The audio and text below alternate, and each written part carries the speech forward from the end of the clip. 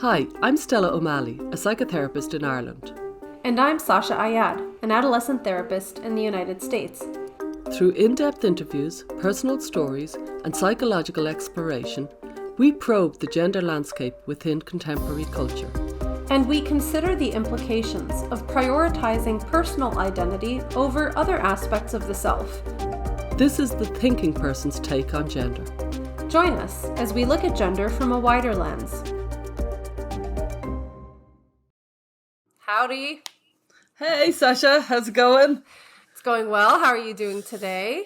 I'm good. Feeling the pressure of Denver on its way, and we've been just finishing off the gender care framework, which was a phenomenal level of work. But it's very exciting, you know. Last time we talked about the gender care framework, I remember you said this is a really ambitious project because it's an all-encompassing document to try and help societies and schools and parents and therapists and everybody think about gender a little bit differently. So it's huge. Yeah, it is huge. It's huge. It's a concept rather than anything else, because the whole point of it is we're just offering a non-medicalized view. So it's not guidelines, it's not standard of care, it's not guidance, it's not clinical. What this is a framework for people in the larger sense in society, culture, to see how you could have gender diversity within society without medicalizing. It's kind of like, okay, if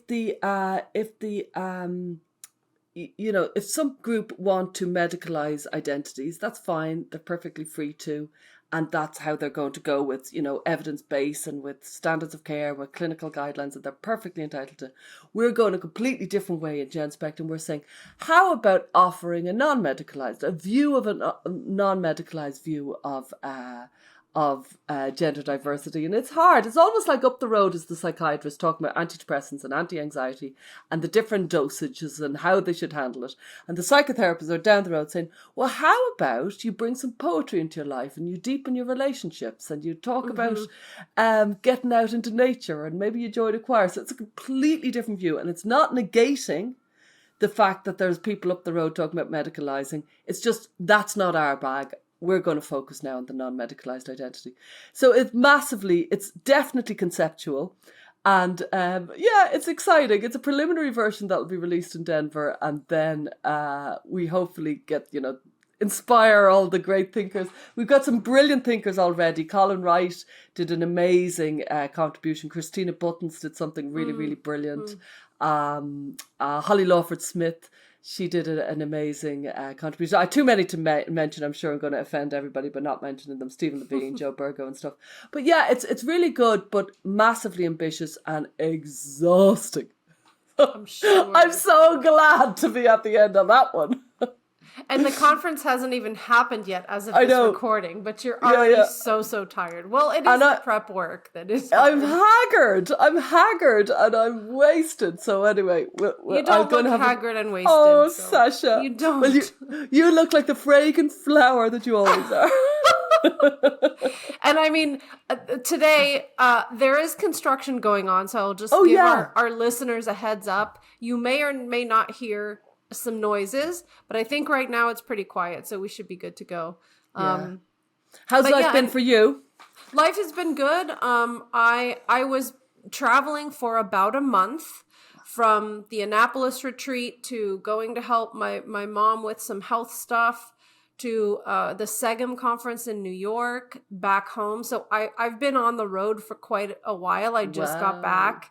And actually I have a funny story. It's not funny. It's quite sad, but it's turning out okay. I lost my computer in the Newark airport. Oh, yeah, you messaged me. Yes.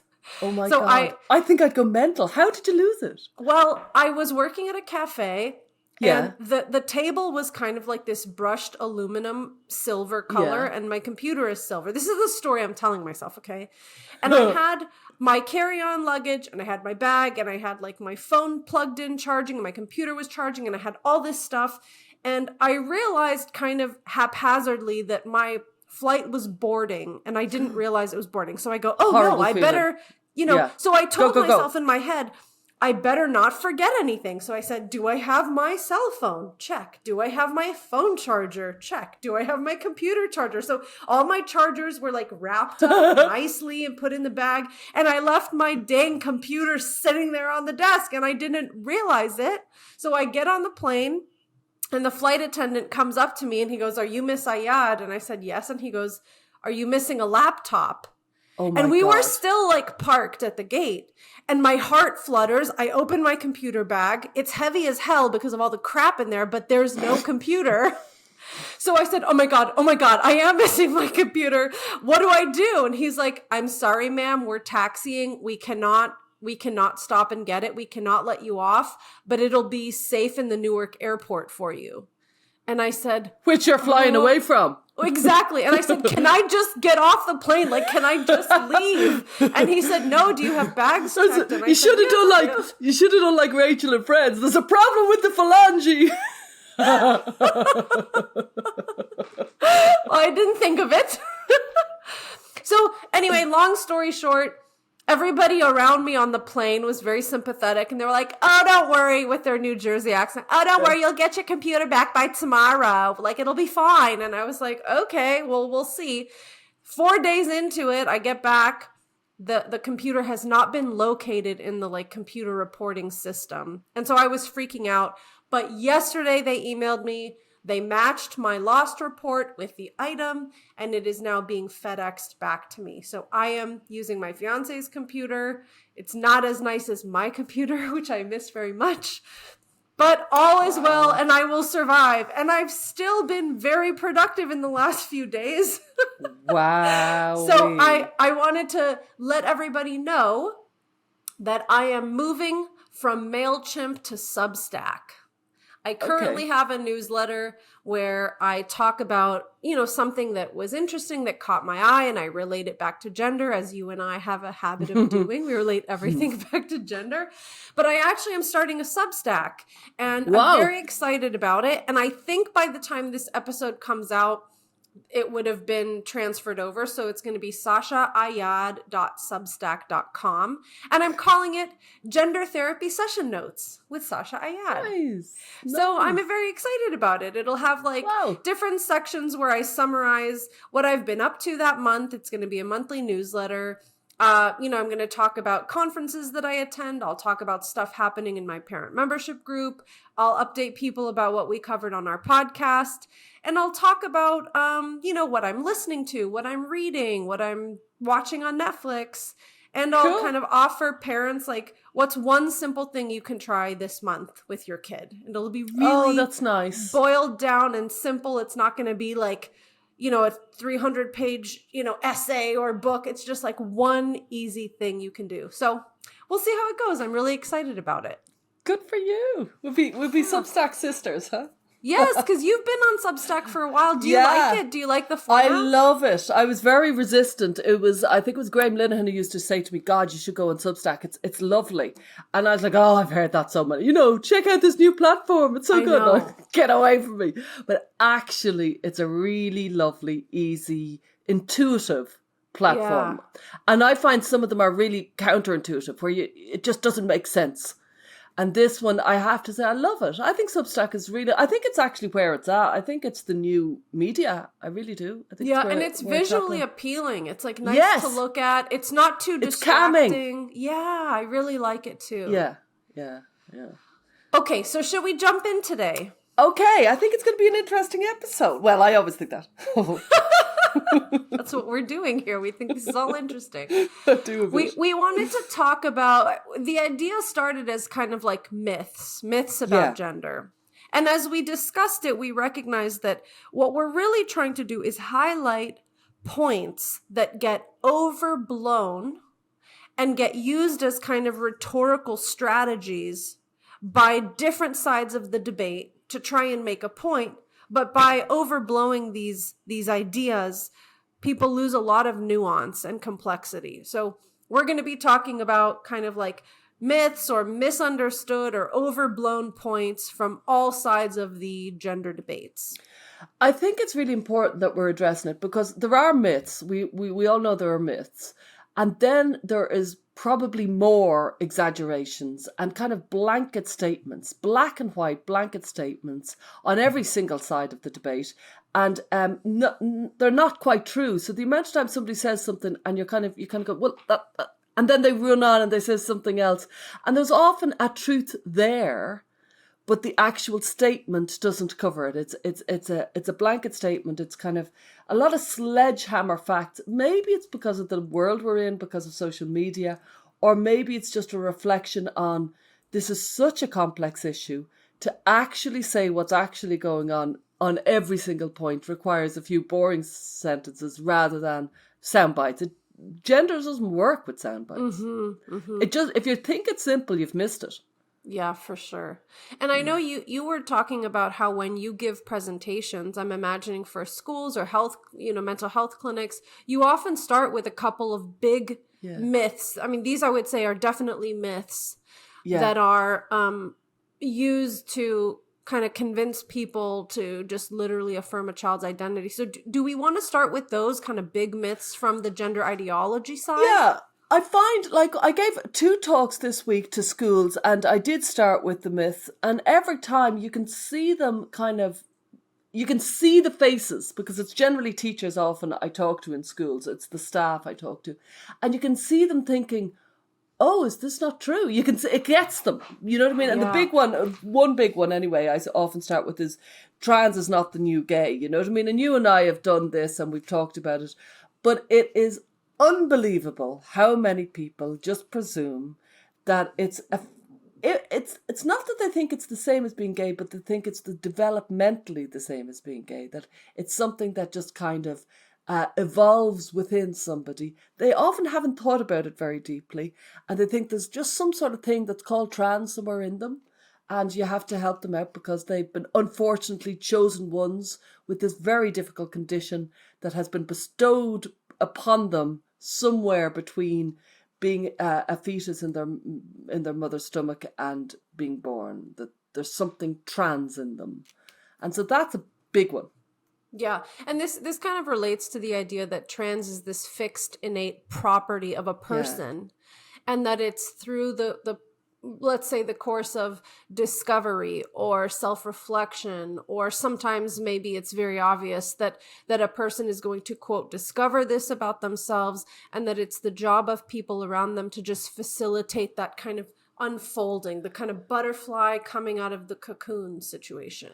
This really reminds me of some parents that I've worked with. And I remember one parent saying to me, I fought against it. I really didn't want him to be trans. I just felt it was such a difficult road for him, such a difficult life. I resisted it so much. But honestly, I just have to come round to the fact that he is trans, and I need to just support that. And at the time, I was just like, all sorts of things were going off my head, because I was like, because that wouldn't be the way I would look at something, you know what I mean? And she was so sure of it. And it reminded me of another mother I knew in a completely different context, who was basically talking about her very, very shy child. And she had the very same, and it's when you get into psychology jargon, bear with me here because I'm going off piece for a sec. But when you get into psychology, you realize some people have an internal locus of control and some people have an external locus of control. If you have an internal locus of control, you feel that you're in charge of your life and your destiny. And so you can make a difference to whatever's going on. If it's an external, the government, God, nature, your partner is in charge of your life. So it's a very external locus of control to think trans is on him. And the other mother I was talking to thought her child was very, very shy, and she didn't think, therefore, I should help the child by helping her socialize, by helping her maybe gradually mix with children. No. She had a completely different view, which was she's incredibly shy, so she can't go to school, so she's going to have to homeschool, and I don't want it. I don't really like it at all, but I'm going to have to support her because she's just so shy. Yeah. And I was like, oh, but I wouldn't see it like that, because I'd have a completely different view of that. And I know shy is nothing like trans, but it's this feeling of these traits are in us, and you as a parent is either your job to work with the child and help them, or to accept that these difficult traits are within your child. It's a completely different view of parenting. That's really interesting because I went down a rabbit hole a couple of weeks back about like whether or not parent involvement makes a difference in the life of a child. And I was watching all these debates between the people who kind of say that our personalities are largely genetic and parental influence doesn't really do much. And then, of course, on the other side of that, the attachment theory people that say what your parents do with you as a child makes a huge difference. And I thought it was really interesting because I've always kind of leaned towards the attachment theory side of it. And I also recognize, though, and any parent with multiple children knows this, we do each come into the world with our own dispositions. Yeah. So I think that's very interesting about the lady with the shy child that, you know, it's one thing to acknowledge and recognize that my child's natural disposition is shy. But what else is going on that I could maybe support her or like encourage her or teach her to, you know, do a little more, you know, in terms of socializing or help her with her confidence? Because, you know, it's not a pathology to be shy, but there are probably ways that being overly shy is going to have a negative impact on her child's life. So it's interesting, like the difference between, well, there's absolutely nothing you can do, so just let it be, versus I can completely retransform my child. I mean, those are different things, but it's I err on the other side. I err on the let me at it. I have so much to do, so much impact on it. And either side in the extreme, and I'd be embarrassed about saying it, but either side is slightly wrong. You know what I mean? You have some shaping on your kid. Yeah, and I think this actually ties into kind of another myth, or let's say like overblown point, which is that gender identity trumps biological reality, meaning whatever is in a person's mind should override their physical biological reality, which is, again, this kind of nature versus nurture type of question. Like if you have the propensity for, let's say, some sort of transgender gender identity, that must supersede in all contexts your biological sex. And with that comes very, very close beside it is, and there is no pain on earth like gender dysphoria. And if you haven't experienced it, you have no idea. You have no idea, because there is actually no pain on earth like it. And I having had gender dysphoria, certainly what would be now called it, I'm like, there's so many ways for the human to be in such pain. There is so many, like the pain of the alcoholic, the pain of the anorexic, the pain of people with extreme challenges. It's not really comparable, and we don't know. I don't know how you suffer pain. I don't know how. I know I definitely am an extremist, but I don't know how I suffer pain compared to anybody else. No more than I know how you see red versus I see red. Right. We don't have any comparison. But this idea of it's innate and there's no pain like it, they're very closely tied, and neither of them are true.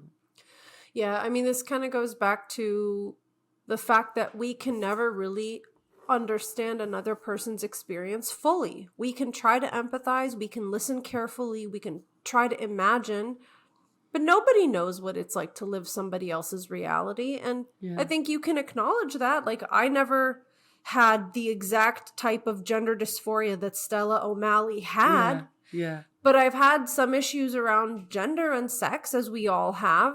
And I can try and hear your experience and imagine what that's like. But none of us can know. Even you take 10 different people with gender dysphoria, and there are going to be lots of areas of overlap, but there will also be lots of areas that are quite different. So I agree that this idea that we can't understand people's experiences if they have different experiences from us, or that we shouldn't even try, is kind of a bizarre idea that runs through a lot of the dialogue around things like gender identity, race, religion, all kinds of phobias, this kind of phobia and that kind of phobia. I mean, I think that's kind of running through all of them.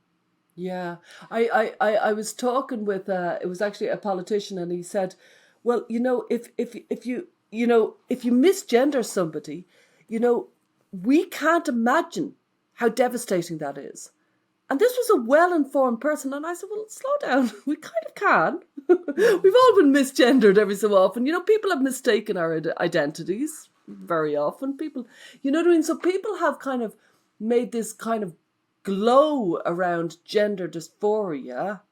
And I think it is a myth that needs to be like, let's all watch out. At the same time, there's something that I've noticed. It's not quite to do with gender, but it's a real myth that's happened among teenagers these days. Is a lot of teenagers who I work with, it's like they think that there's these golden people who live these golden lives, and that because they maybe have autism, or because they have gender dysphoria, or because they have whatever challenge they have, they could never hope to have these golden lives. And I'm like, no. The golden people with the golden lives, I've never met them. They don't exist. Yes. So there's this kind of this golden idea of other people. And they might even say to me, well, you don't understand because you've no idea how mad I went in the supermarket. And I'm like, oh, I can go very mad. Do you know what I mean? They're teenagers, they're young, and they genuinely think other people aren't going mad in their mind. Yeah. And I think people do. People go mad in very different ways, but I think people really go into extremes. It's a bit of the grass is greener argument, you know, like we imagine that if we didn't have this problem, or if we had those opportunities or that kind of privilege, that, you know, we would feel so free of whatever is kind of burdening us now. And the fact is, we don't know what it's like to be that other person with their own different kind of set of problems. No. Another myth that we see overblown is the myth of suicide. And we've devoted a full episode to this, so we would encourage listeners to revisit that. But let's just touch on that very briefly, because we do know that the rates of suicidal ideation and suicide for trans-identified young people is higher than the general population, but not necessarily higher to populations that have the same comorbidities. So these are young people oftentimes that not only have gender dysphoria, but have maybe anxiety or depression or other kinds of issues. And so their level of ruminating about suicide or even completed suicides matches those rates of the other comorbid conditions. And there's so much to say about suicide. It's a massive subject, and I was really glad. I remember I hassled to do that episode. I was like, really? An episode on suicide? But it was so important to do it. But when you look at the actual facts, one, you'd have to realise that suicidal rumination has become much bigger because we got rid of the taboo of suicide, and we got rid of it. We needed to, but it came at a cost. And it means suicide is a word that's really in the lexicon of young people so much easier than it ever was before. So suicidal rumination, suicidal ideation is much bigger, I believe, because we've allowed it in. But at the same time, when you look at the facts to do with actual gender, like Michael Biggs did us a great favour, the sociologist from Oxford, because he tracked the completed suicides in the Tavistock. This was 15,000 children between the years 2010 to 2020. And in those 10 years, out of the 15,000 children, there was 4 completed suicides. 2 of them were on the waiting list, and 2 of them were getting treatment. So you can't even extrapolate that the treatment gave them a thing. And every one of those suicides is a tragedy. Every one of those has devastating consequences, almost indescribably bad for anybody. However, that's not in the realms of this is a high risk for it's a risk, just like it is with anybody with mental health, young people with mental health issues. It's a risk. And furthermore, there's no evidence whatsoever that the affirmation or medical pathway reduces that risk. Just as you mentioned, 2 of the people who completed suicide were already being treated, right? So that's very important, because the suicide narrative is often used in an attempt to push parents into affirmation, but there's no evidence that affirmation is going to improve those odds for your child's risk of suicide anyway. There's a huge myth around affirmation in general, because affirmation pleases the young person in the moment. There's a kind of a myth that's grown up that this will make them happy. There's a kind of, 2 and 2 equals 102 with the way affirmation kind of works. Around suicide, if you look at the actual post-medical transition, there's a 5 to 7 years kind of where it seems to go quite well, and then there's a dip, and the dip is astonishing. I know Stephen Levine did some great studies on that. I think there's 4 big studies on suicide post-medical transition, and none of them are positive. And the very well-known would be from Dejna 2011 in Sweden, and this was following people from a long term, like it's kind of over 40 years. But Sweden is a very, very, very progressive society. So to say it's all about transphobia isn't quite correct, and it shows a dip, and it shows compared to the general population, people post medical transition have a 19.2 times more likely to die by suicide, 19.2 times compared to the general population. So it's not even that affirmation doesn't reduce suicide. Medical transition doesn't reduce suicide. Well, we don't to be know. fair, we don't know because we don't know. This isn't the general population, right? So that 19 times higher than the general population is a very important statistic. But if we were just to be incredibly kind of accurate about it, we don't know if we took those individuals in kind of like a totally different time warp and they didn't transition. We don't know if their suicide rate would have been Key point. 5 times higher than the general population. Or exactly or maybe 200 times higher or the same. We don't know. Yeah. But it doesn't seem like medical transition gives individuals an equal footing with the general population. Let's put it that way. And it is not a panacea. And it reminds me of that great line from Samuel Beckett, the playwright. He said, you're on earth. There's no cure for that. Yeah. The difficulties of life follow us around. And some of us find life very difficult. We just find the challenges harder than others. And some people just seem to find it easier. They're not quite in golden land with the golden friends, but they seem to find it easier, and some of us don't find it so easy. But the myth around suicide I'd say is arguably the most destructive, pernicious aspect of gender for families and young people. I think it's a really, really destructive myth. I think another myth from the kind of gender identity side is that parents pose a serious threat to children's well-being.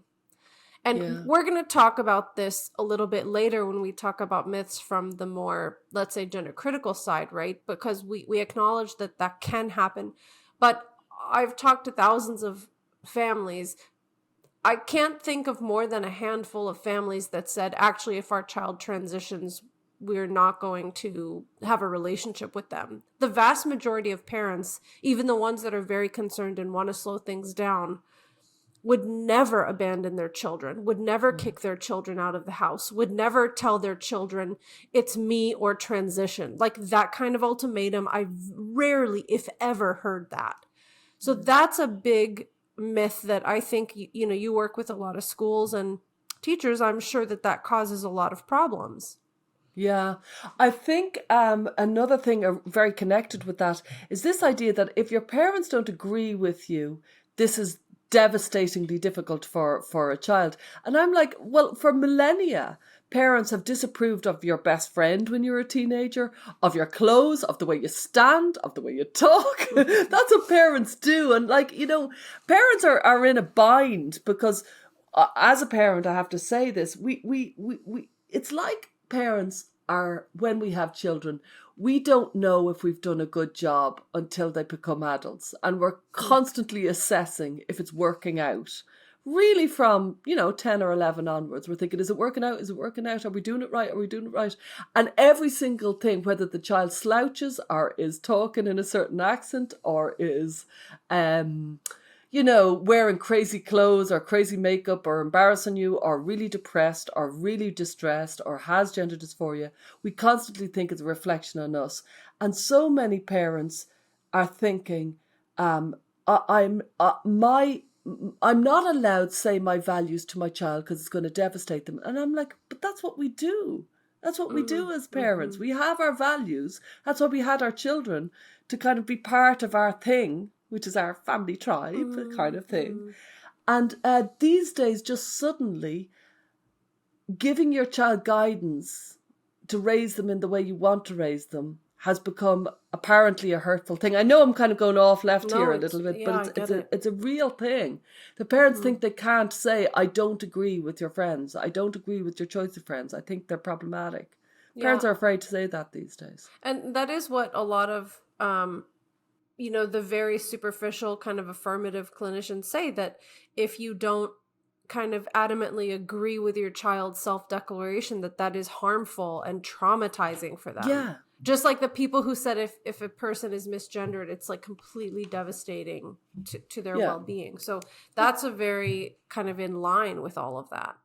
Yeah, I think this idea, it's really, the ball has been ran with. If you don't say the name that your child wants to be named by, if you don't give the pronouns that your child wants to be pronounced, if you don't affirm everything, you as a parent are hurting your child to a indescribable degree. And I'm like, haven't parents done that all the time? Haven't they always, my father's name was Pat and his mother always called him Patty, and he used to like he'd be 70 going, Patty, like, you know what I mean? And I know that's a minor thing and I know it's a silly thing, but parents do that. Parents just, they have a special place in your life, and it's a very special role. I know. We'd like to jump in here really quick and offer up a thank you to Genspect, one of our sponsors. Genspect is an international organization that offers a healthy approach to sex and gender. Genspect recently hosted the Bigger Picture Conference in Denver, Colorado. There, they introduced the Gender Framework, a comprehensive, non-medical means of dealing with distress about gender issues. Go to genspect.org to learn more. We'd also like to give a shout out to GETA, Gender Exploratory Therapy Association. If you're looking for a therapist for yourself or your child, check out the GETA directory. And if you're a clinician who is questioning the affirmation model and you're looking for resources and community, please consider joining GETA today. Visit genderexploratory.com to learn more. At the second conference, I think I said something like, for better or worse, we were all raised by our parents, and it wasn't always exactly what we would have preferred. I mean, a lot of times parents say and do things that, rub a child the wrong way, or like you said, is trying to instill a value that feels really, difficult. Now, that's a far cry from parents kicking their kids out of the house. We're talking about very normal, natural, kind of different ways of viewing a child's choices or preferences or behaviors there's supposed to be a bit of a difference in like how a parent views a child's behavior versus how the child views the child's behavior. And that's the whole contract of life, that you're born from your parents, and then when you reach adulthood, you can reject what you wish and have your own life. That's the contract of life. But there is the other side. There's two kind of myths around parents. One is that the parents are torturing the children with biological pronouns or their love name, their birth name, And then on the other side of the fence, it's this idea of the trans cult got my kids. Yeah, which we'll talk about that. I want to get through a few more of these myths, and then we're going to shift over. Slow down, Stella. Slow down, Stella. Okay, so one of the other ones I wanted to just talk about, which I've been hearing more recently, is this idea of the gender journey. Oh, yeah. Now, that term has been used for some years now, but what's happening, I think, is that people who really buy into the concept of gender identity believe that even if you take, let's say, a weird turn, air quotes, on your gender journey, air quotes, that it was just part of the process and it's perfectly fine and there's no issue with that. And so in that way, it really minimizes the trauma and damage that some detransitioners really feel they've been through. So I think this is a really weird myth that is an attempt to kind of like spin a traumatic situation where a person felt misled or like they were part of a scandal and turn it into some kind of benign, positive journey. And, if you can't see the beauty in your own journey, it's because you aren't looking at it properly or something. I know, it's this compulsive positivity that no matter what we talk about, we're going to put a positive spin on it, and it's very, very oppressive. And I did notice the Standards of Care 8, WPATH, they did, they kind of, I would argue, undermine the detransition experience by talking about it. A detransition was basically another identity. You know what I mean? And that is not what's actually going down when somebody detransitions. So I think it's really important that we kind of call it out. And I do think there's a major push. So many people are like, yeah, some people detransition, but then they might retransition. It's all part of the kind of identity journey. And we should be really quite cool about it, rather than realizing, no, people are going through harrowing experiences. And that's where I really do think this is utterly devastating when you've actually physically done some interventions that you regret. Like, I don't think that should be undermined on any level. I think it's a really important point. Yeah. There's also the idea that ROGD is a moral panic. Yeah, I was just thinking that too. That's exactly where I was landed. This idea of the moral panic is really, really strong. So many people, even people I know to this day, that they know how much I work in it, and they know how unpanicky I am by nature, that they think, yeah, this isn't real. This is all overblown. This is kind of a Twitter craze. You know what I mean? It's not really happening the way everybody says it. And then they discover some story and they go, surely that's not happening. And you're like, yeah. Yeah. In our recent Annapolis retreat, I remember one parent said something like, you know, because I asked, like, what are you getting out of this time so far? It was like on day 2 or something. And she said something like, I realized that I'm not a crazy conspiracy theorist. The things I experienced in the doctor's office with my daughter, they really happened.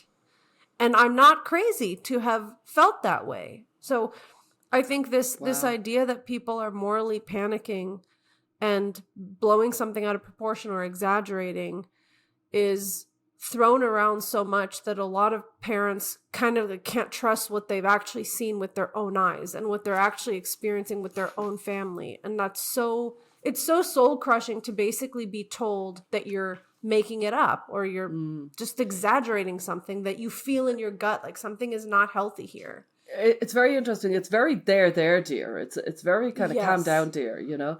And the thing about them, when somebody kind of makes noises, they won't say that this is a moral panic, calm down, but they're making noises. It's incredibly difficult to refute. It's very silencing. It's a raised eyebrow or it's a smile or it's a slightly dismissive point. It's very hard to come at it and argue it because it won't be given in a straight way.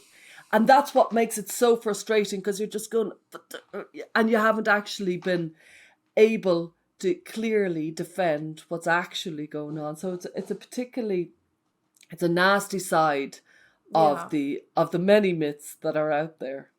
And the last myth from this side I want to touch on is just the myth of this far-right extremist trans hate. This is so interesting because when people who don't know much about this world will bring something up, maybe not knowing what field I work in, they think that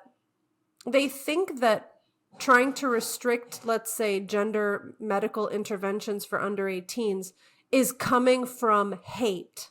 Mm-hmm. And I find that to be such a bizarre misunderstanding of the situation. Now, I may not agree with bans in terms of legislators telling doctors what to do, but I can't think of any circumstance where I think it's appropriate to medicalize an under 18. So I think from that side, you know, it makes perfect sense. But none of this is necessarily coming from a place of hate. Like, that's a very strange spin on a very important medically ethical question, like a medical ethics question. And you know the way it's there's so many parts of gender that it's kind of, how did that happen? But for me, almost the biggest one is, how did something that is ran by, you know, big pharma that are going to make phenomenal levels of money, how did that get termed the left-wing side? And how did the right-wing side be the kind of, hey, don't medicalize? I know. It's unbelievable that happened. How did that become a far-right issue? That apparently saying that you should be cautious with your children and you shouldn't spend huge money on pharmacological medicine on their identities, that is apparently a far-right stance. I'll never fail to shake my head and think, how did that one get across the line? But I know. We talked about that, I think, with Wilfred Riley. It was interesting. There's another part of that far-right trans thing in Ireland, it's kind of interesting, and we've been very Americanized. Ireland and England and Europe have been very Americanized, and I think social media has really played a part. And we are already quite Americanized, but it's been coming and coming. And so this idea that there's effectively the equivalent of Antifa roaming the streets of Offaly, where I live. And like in Ireland, like the far rights, as I always say, that's your ma, that's your mother, who's kind of a conservative type. Do you know what I mean? Antifa's the far left, but you mean like a kind of like Nazi, like neo-Nazi groups and stuff. Yeah. The extremists, I might be completely wrong, so you can put me right here. I get the impression that there are extremists in America that just aren't in places like Ireland. Maybe it's the odd person living in the woods, but generally when somebody says far right, there's a few holy people who are quite religious, but like far right is an extreme descriptor of those people. Conservative would be the word. They're conservative like your mother. Yeah. You know what I mean? And they have a few values, and that's all that's going on. There's nothing far right. Now, maybe there is, and maybe I just haven't met them. I'm sure there's always going to be exceptions to the rule, so forget about that. Of course there's exceptions. But in general, I don't believe that there's any sort of extreme problem with extreme far right in Ireland. And I feel that that's come over maybe from America. Now, you can correct me, am I wrong about that, or I don't know, is there extreme? Well, I don't know what's happening in Ireland, but I do think that there are pretty extreme groups kind of bubbling up on both sides. Like the Antifa is a pretty extreme left-wing group that does not represent most people who put pronouns in their bio or something. They're not Antifas. They're just going along because they think it's the nice thing to do, and they really believe in, you know, respecting people's identities and rights. And then on the other side, there is an extreme kind of right-wing underground movement that I think is coming up in a kind of a populist way, and also in a way that people who feel marginalized and disenfranchised by, you know, our government or whatever are kind of bubbling up, and they're maybe adjacent to some of the extreme aspects of men's rights movements and like some of these things. So I do think there are extreme movements on both sides,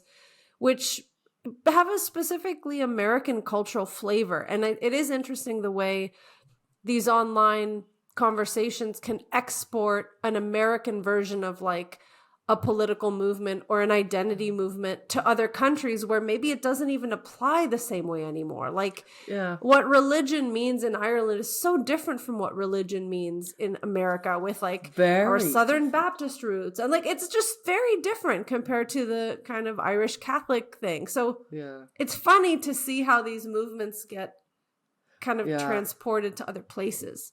Yeah, you can really see you can see it among the teenagers. They have this American drawl, and you can just see by their sensibilities. Really? They talk about Biden and they talk about American politics, and they wouldn't know their own president. Very little.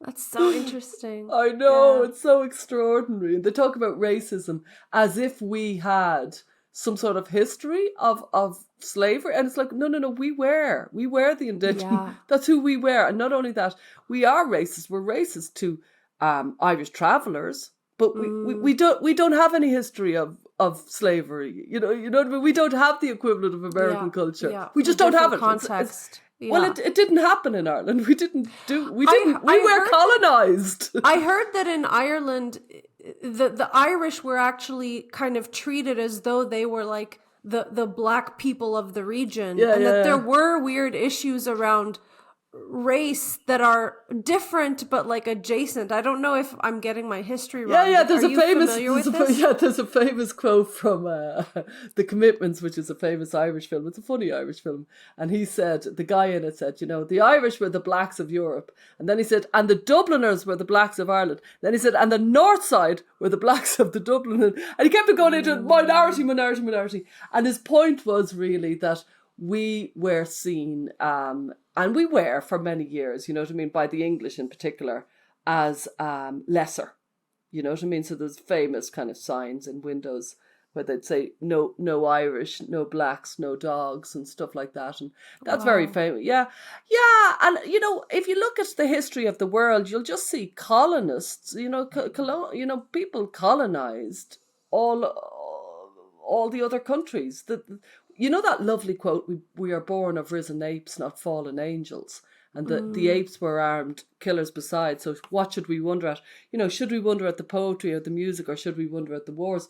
Like what we've come from. We are a people, all of us, you, me, and every one of us. We've come from bloodshed and war and cavemen. You know what I mean? We literally come from the risen apes. So like, I just think history is bloody. And for people to presume that one piece of history is but anyway, we can go off on one. We go back to our myths. Yeah, no, you're right. We hope you're enjoying this conversation as much as we are. We just wanted to take a quick moment and say thank you to all of our listeners. Your support is the fuel that keeps this train running. So please be sure to like and subscribe on YouTube or your favorite podcast platforms. And do be sure to check out the conversations that are happening on YouTube in the comments section. We think that we have some of the smartest, most engaged viewers out there, and we really appreciate all of the interactions. Also, we produce additional bonus content every week for our listener community on Patreon. Go to widerlenspod.com and click on Join Our Listener Community. Your financial support means a lot to us. And for those of you who are in need of parenting support and resources, we each have parent coaching membership groups, so please do check those out. You can find links to both of them at widerlenspod.com or in the show notes. And of course, you can always buy our book, When Kids Say They're Trans, out now in the UK and the US. Thank you so much. Now back to the show. So now we're going to shift over and talk about myths from the gender exploratory side, the gender critical side. I mean, to be fair, we've been in this world now for so long. There is not really two sides anymore. There's like lots and lots and lots of different sides. Yeah. So I think it's weird calling it a side, but at least in terms of media reporting, there still seems to be in the mainstream newspapers kind of two angles. So we're talking about those myths that now come from maybe more of the gender critical side. So one of them, and especially this is true on Twitter and I'm guessing Instagram, wherever there's a visual medium that is kind of hilarious and so silly, is the "you can always tell" people. Oh my God. These people believe that no matter what, if a person is trans or has transitioned, that you can always tell their biological sex. So they will share pictures of a trans person who, the typical is like a trans person posts a picture of themselves to show, how cute they are that day. And then this type of gender critical feminist will repost and say, "You're obviously a man, you can always tell," or vice versa if it's like a female to male person. This crowd is quite hilarious, and I don't even know what to make of them. Well, yes, I agree with you. And I think this crowd do not know the impact of testosterone. And testosterone is a very, very serious hormone. And when you see it, how it impacts a face, a body, a shape, the shoulders, the jaw, the skin. It's unbelievable what testosterone, and you cannot always tell. You just can't. But I do think there's one section of people who are pretty devastated by this myth. Yes. To me, they would be the detrans women. These are women who have taken testosterone. They have been masculinized. Their faces are very male, or their bodies are very male. And quick draw McGraws on Twitter are saying, "Yeah, I can tell you're a man. You're always a man." And it's like, no, I'm a biological woman and I'm detrans, and you have really distressed me. You've hurt me with this, and it's horrible. And they don't even know they've done it because they think they're talking to a trans woman who's a male. But do you understand me? They think they're talking totally, to totally. I get what they're actually talking to is a woman who masculinized and is now reverting back. And you cannot always tell. It's not true. And people get it wrong. I remember Michelle Oliva, who I've met many times, and she's beautiful. And she's a detrans woman. She's done a brilliant kind of series of people saying to her that she's a man and saying, you can always tell, you can always tell, Yeah. you can always tell. And she Yeah. whacked it up on Twitter again and again and again. And it was so powerful. They were bullying her, Yeah. and they didn't even Yeah. know they were bullying her, because they were just saying, we can always tell, you're a man. And she wasn't a man. She's a It's detrans really woman. sick. Well, there's a couple things that come to my mind. First of all, I hadn't even realized that this crowd was even a thing until I saw a detransitioner protest, and they were protesting a gender clinic or something. And then in the comments, there were all these people saying, that's not really a woman, that's a man, because she had a lowered voice from testosterone. And I was like, do they not even understand they're attacking people ostensibly on the same side of the argument, first of all? Second of all, I think even if they were indeed talking to a trans person, why bring the cruelty in? I mean, you can disagree with a person's sense of what does it mean to be a woman or a man. You can argue with them on philosophical points, but I just don't understand why somebody would spend their time going after somebody who's, let's say, trying to pass and just saying, you don't pass, you still look like a whatever. I mean, just why?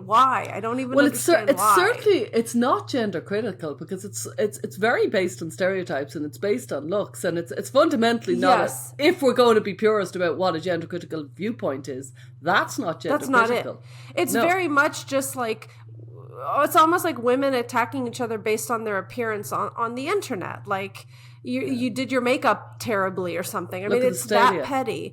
But I also want to say, part of the reason that I think this is just getting worse and worse is because there are kind of trans rights activists who try to say that they are biologically women. So, for example, the cyclist that used to go by Veronica Ivy, now I think is called Rachel McKinnon.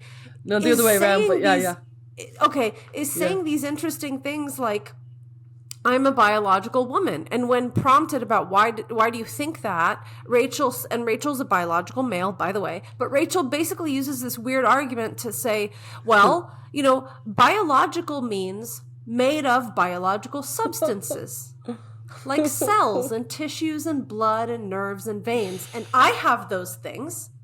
And I'm a woman because I have a female gender identity. Therefore, I'm a biological woman, which is such a twisted and demented argument. But when you have people like that trying to claim that they're biologically women, it gives shrift to the you can always tell crowd to go into the comments and say, no, Rachel, we can always tell you're a male, like you're a biological man. So the whole thing is just made worse by the craziest activists on both sides. But I think the gender ideology activists really have to kind of take some of the blame here. It's not just gender critical feminists' fault. It's because there are people basically denying biological reality. So it's just really hard, and I definitely have a lot of empathy for trans people and detransitioners who are caught in the crossfires of this you can always tell movement. It's so nuts. Can I just say that I've worked with quite a few detransitioners, and they have found when they are, I've met quite a few detrans women, and the world thinks they're trans women. Yeah. Do you understand me? So they're detrans women, but they're perceived as a trans woman because they seem male and they're, they're presenting as female.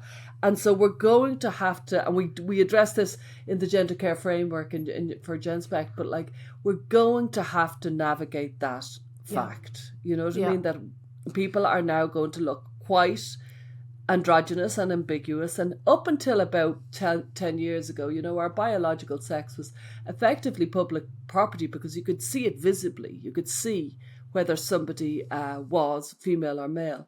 Now, because of technology and medical technology, transition has improved to the point that we can't actually presume on that knowledge anymore. That actual day has gone, and that has brought in all sorts of unintended consequences and unthought about consequences that we try to, like I say, the gender care framework is an ambitious, long endeavor, but it's beginning with the concept of we're going to have to start handling the fact that gender diverse people are in society, and society needs to recognise that, and it doesn't have to be medicalised. Anyway, Yeah, let's so go on. we have very, very many points and very little time. But let's Sorry. let's go. No, it's okay. Let's try to go through a couple more. Another one is that we alluded to this earlier, that the trans cult got my kid. Oh yeah. And as always, there's a nugget of truth here. I mean, anyone who follows us knows I talk a lot about influence, and I talk a lot about, thought control and how certain ideas can capture a young person, and the power of, being kind of indoctrinated online. Like there is a nugget of truth to that. Huge. Yeah.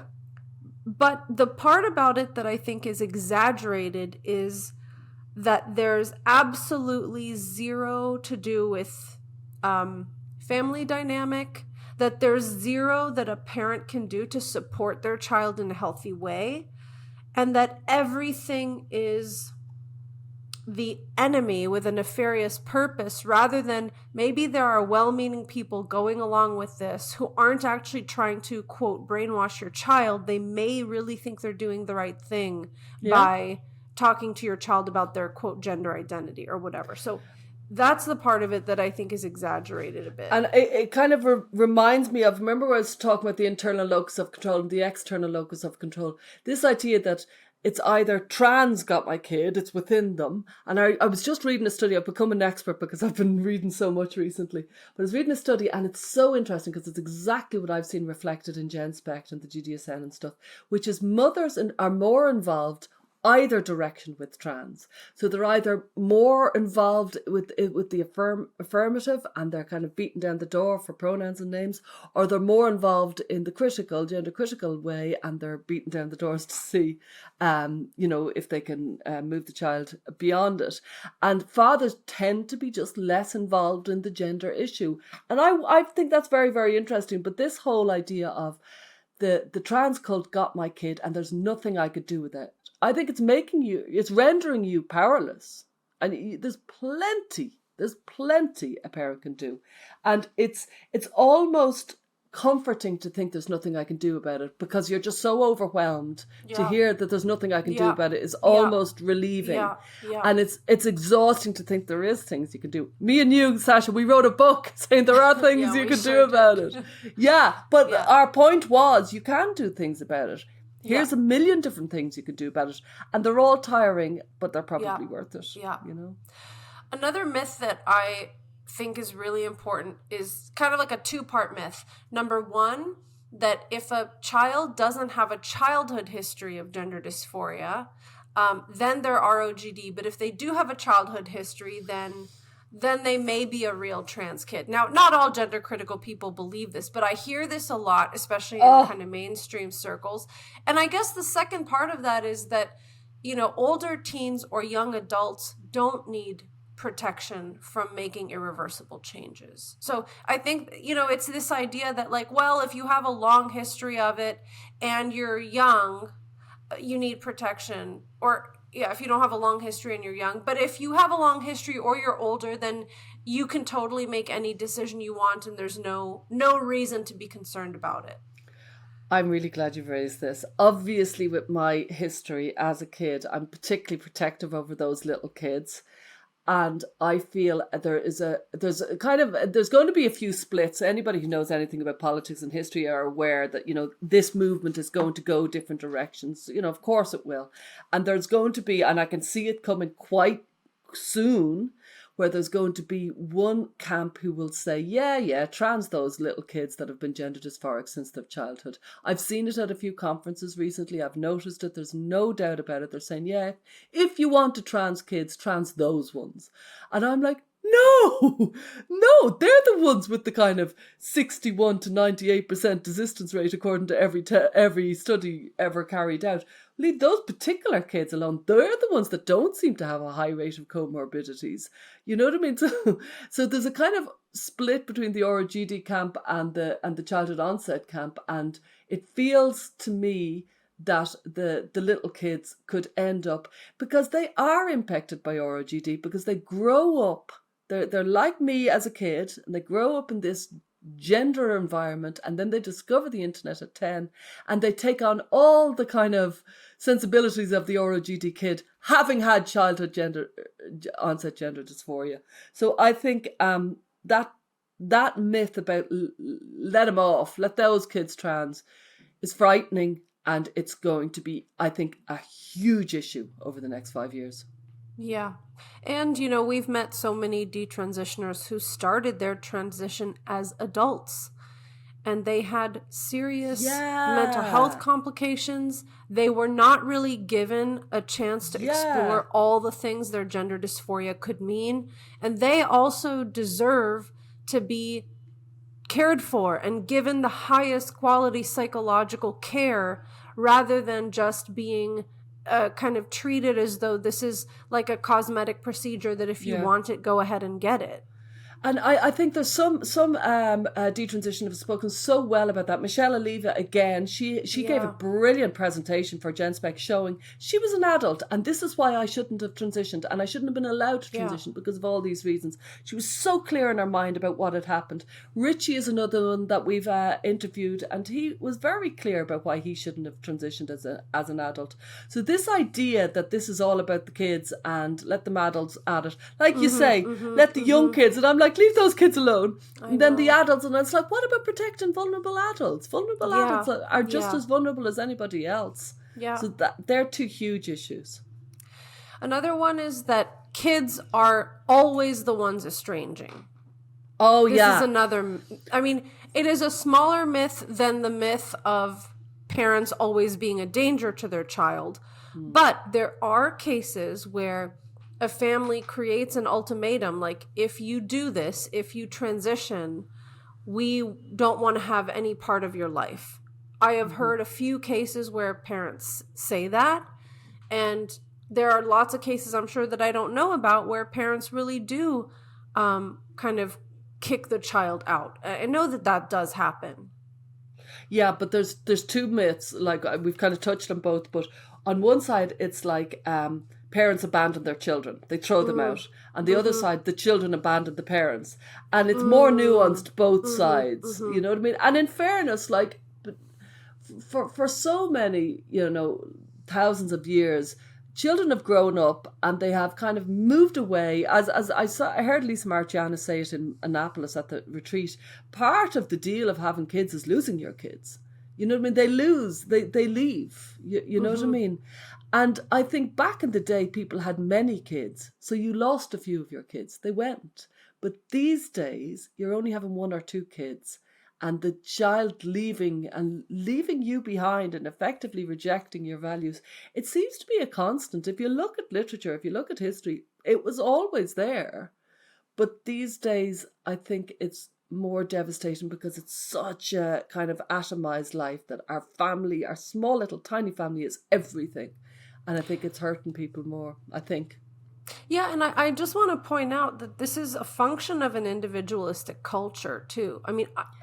People who come from different cultures where there's much more a sense of community and family honor and responsibility to your parents, you don't see that. But that comes at the cost of individuality. And so, I come from kind of like you do a world with both cultures. My family's not very traditional in terms of the way some Egyptian families are. But what I see is that you get this cohesion and you get this family closeness and you get this multi-generational sticking together, but also you don't have the freedom to really explore with things that are outside the bounds of your family value systems. So you're right. If we live in the West and we value this kind of individuality, part of the parents' bargain is you don't know that your children will stick around with you forever.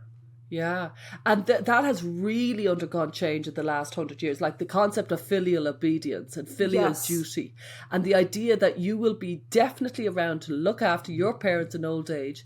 That's under scrutiny. That's not a given the way it used to be. So we've kind of left behind our myths. Is there any other myths we have to go back to? Let's see. Well, the myth of sexuality. So the myth that all the kids being transitioned are all would-be gay and lesbian and bisexual kids. I do a lot of webinars and stuff, and I don't think I've ever done a webinar where somebody hasn't said, and they're all gay. And I'm like, and I want to stop the webinar and say, no. Let's talk about that for a moment. Yeah. I don't know. There is definitely always a contingent. There's no doubt about it. Lesbians, but, gay. There's no doubt. And they're a contingent. That's all they are, though. There's no doubt. You couldn't say that they're all gay. Yeah. You know what I mean? I'd say they're more autism than gay. If I had to say which was more. And along similar lines, I think if a kid starts to experiment with gender in their adolescence, a myth is that they're an ROGD kid. Oh. I think sometimes would-be gay and lesbian kids will only start experimenting with their gender in adolescence. They're not always gender nonconforming from age 2, 3, or 4. Sometimes young people, as their sexuality is consolidated, that's when they start experimenting with like gender roles and aesthetic and stuff. So I don't think all gender questioning adolescents are necessarily like the ROGD typical kid. I think some young people, I mean, anybody we know who's an adult gay person, they might have a story about, when I started having crushes and I started realizing my sexuality, that's when I started to kind of experiment with this or that aesthetic. So and just to add about the gay thing, because obviously this is definitely cutting a very hard blade through an awful lot of gay and lesbian, bisexual people. There's no doubt about that. But I do think as well, we tend to miss, it looks like Katie Herzog and Carol, the detransitioner, so many people have said there seems to be a very high number of lesbians transitioning who are adults. And they're not ROGD. Yeah, we have to remember that as well, which goes back to the question of adults deserving a thorough process and care and not just being treated as though it is just a free-for-all. I guess the last myth I think that I'm thinking about from the GC side is that anybody who experiences autogynephilia is necessarily a narcissist who's trying to trample on women's rights. Now, there are clearly narcissists who are trying to trample on women's rights. I don't want in any way to minimize how destructive that is for women, but not all autogynephiles have that personality profile at all. Many of them are going to fly completely under the radar, and you're not going to see a video of them on Twitter screaming at the waiter for misgendering them. Like, that's not that profile. So I just want to kind of decouple the autogynephilic romantic or sexual experience from narcissism and that kind of aggressive behavior. Yeah. And further, it reminds me of, people who don't understand much about alcoholism think all alcoholics are violent. And it's like, no, they're not.